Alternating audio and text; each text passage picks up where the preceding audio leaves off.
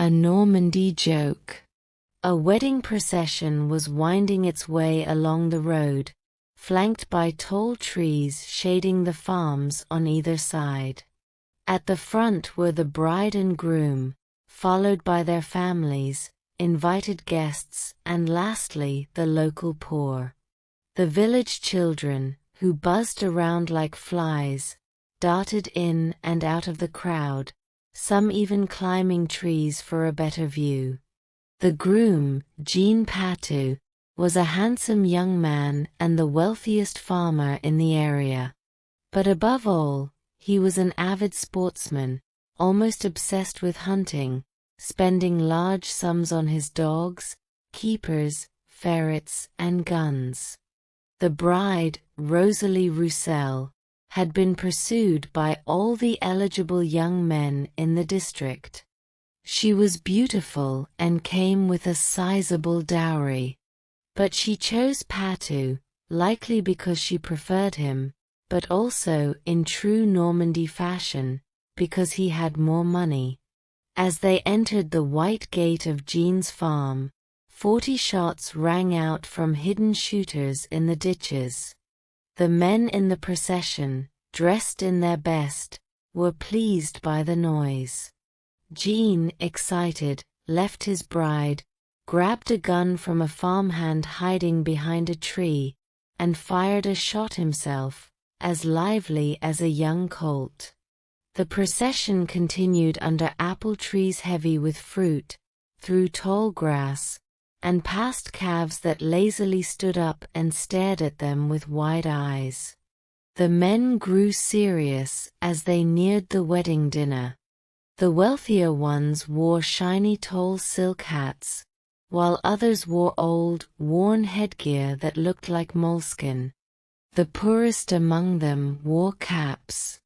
The women wore brightly colored shawls, holding the tips under their arms ceremoniously. The vibrant colors startled the black chickens in the yard, the ducks by the pond, and the pigeons on the thatched roofs.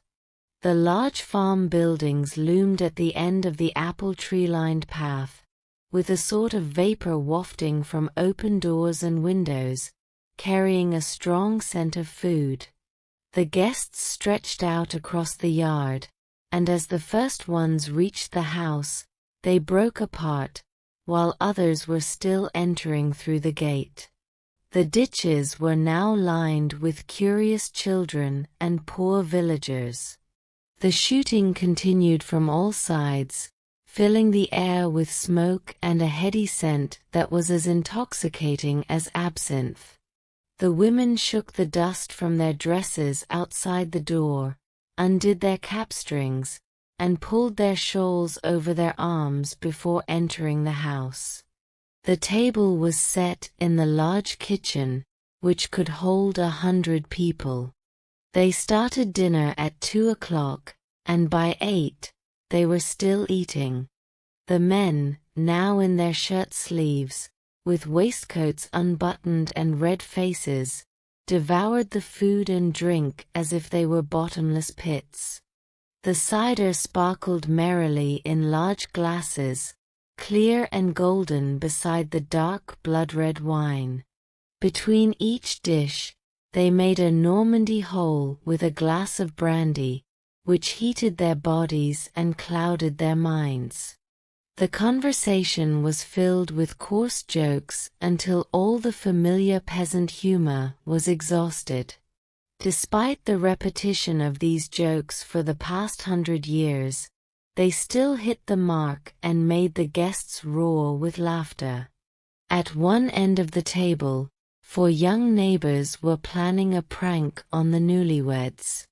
They whispered and laughed, clearly excited about their plan. Suddenly, one of them, taking advantage of a momentary silence, exclaimed, "The poachers will have a good time tonight with this moon. Jean, you won't be looking at the moon, will you?" The groom quickly turned to him and replied, "Just let them try." But another young man laughed and said, I don't think you'll be paying much attention to them."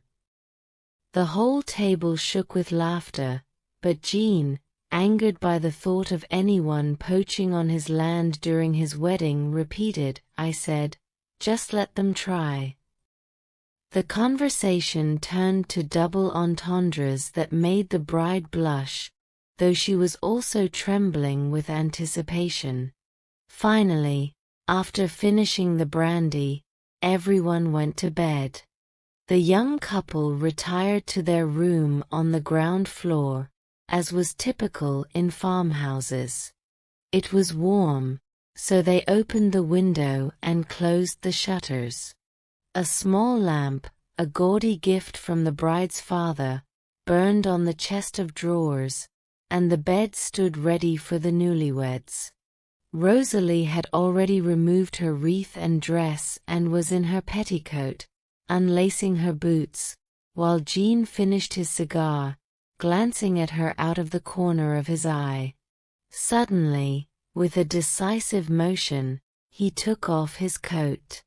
She had already removed her boots and was now pulling off her stockings.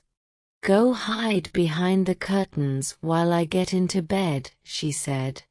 He hesitated, but eventually did as she asked. In a moment, she unfastened her petticoat, which fell to the floor.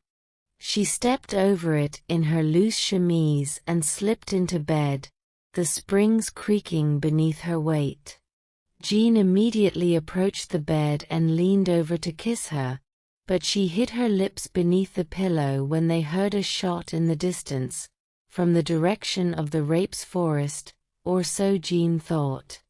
He jumped up, heart racing, and ran to the window, opening the shutters. The full moon bathed the yard in a yellow light, casting black shadows under the apple trees, while the distant fields shimmered with ripe corn.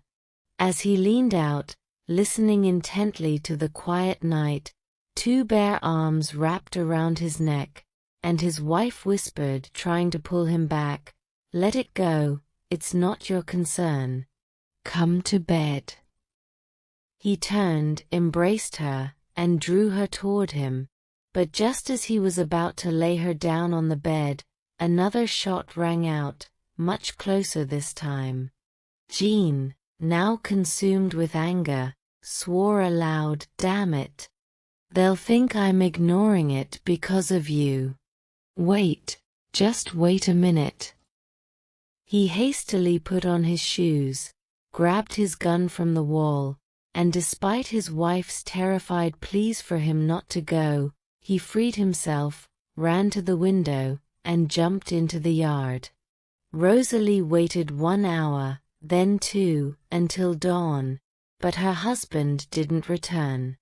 She panicked, woke the house, and explained how angry Jean was and that he had gone after the poachers. Immediately, all the male farmhands, even the boys, went searching for him. They found him 2 leagues from the farm, tied up, half dead with rage, his gun broken, his trousers turned inside out, with 3 dead hairs hanging around his neck, and a sign on his chest that read, "Who goes hunting loses his spot." In later years, when Jean told the story of his wedding night, he would usually add, "Ah, as jokes go, that was a good one. They caught me in a trap like a rabbit, the dirty brutes, and shoved my head into a bag. But if I ever catch them, they better watch out." That's how they celebrate weddings in Normandy. Thank you for listening. Like, subscribe, and share our channel Magic Mingle with your friends to enjoy more magical stories.